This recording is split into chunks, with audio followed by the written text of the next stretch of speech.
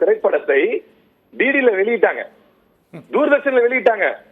வரலாற்று சிறப்பு மிக்க கேரளா ஸ்டோரி வெளியிட போறோம் அப்படின்னு தூர்தர்ஷன் சொல்லுது. அப்ப அதுவும் அரசுக்கு கட்டுப்பட்டது தானே, தூர்தர்ஷனும் அரசுக்கு கட்டுப்பட்டதான். இப்ப பிரச்சனையே என்னன்னா, தன்னுடைய கடமையை செய்ய வேண்டிய அரசுக்கு உட்பட்ட சிபிஎஸ்இ போன்றவர்களும் தூர்தர்ஷன் போன்றவர்களும் அரசு கடமையில் இருக்கக்கூடிய அதிகாரிகளும் ஒரு சில குப்பைகளையும் கலவர படங்களையும், இப்ப இதுல பாத்தீங்கன்னா எம்புரான் எடுங்க, ஒரு சின்ன ஒரு கம்பேரிசன் கொண்டு வாங்க.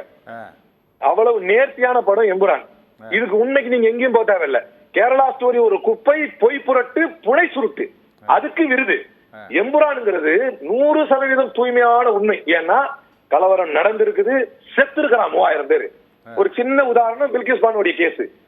பில்கிஸ் பானு தனக்கு எதிரான வழக்கில் உச்சநீதிமன்றம் வரையும் போய் நீதி பெற்று 20 பேர் தண்டிக்கப்பட்டார்கள் பில்கிஸ் பானுடைய வழக்கில். அப்படி தண்டிக்கப்பட்ட அந்த 20 பேரில் 12 பேர் அந்த குற்றத்தில் ஈடுபட்டவர்கள் என்றால் 8 பேர் காவல்துறை அதிகாரிகளும் அரசு மருத்துவர்களும். உண்மைதானே? ஆனா உண்மையான திரைப்படத்துக்கு எவ்வளவு கட்டு, எப்படி சென்சார் அதை அலோவ் பண்ணி, எப்படி எந்த அளவுக்கு அந்த சென்சார் போட்டு நறுக்கி எடுத்தாங்க ஒரு உண்மையான திரைப்படத்தை. ஒரு உண்மையான திரைப்படத்துக்கு எவ்வளவு எதிர்ப்பு.